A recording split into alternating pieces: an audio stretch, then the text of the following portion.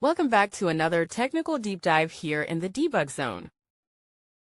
Today we're tackling a big question and breaking it down with us from other users. Hopefully this clears up some misconceptions and helps you get the answer you need. So buckle up, stay a little curious, and let's jump right in.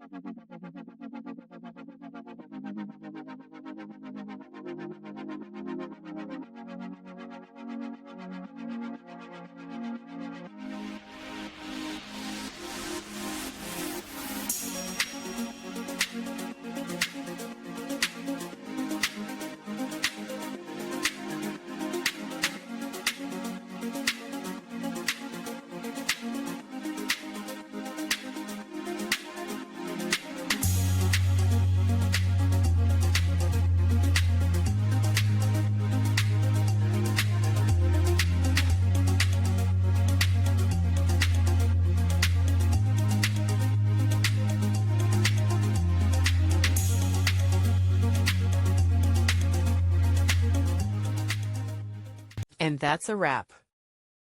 I hope you found the answer you were looking for. If you did, take a second to hit that subscribe button. It really helps out. And let me know in the comments which solution worked best for you. See you next time in the debug zone.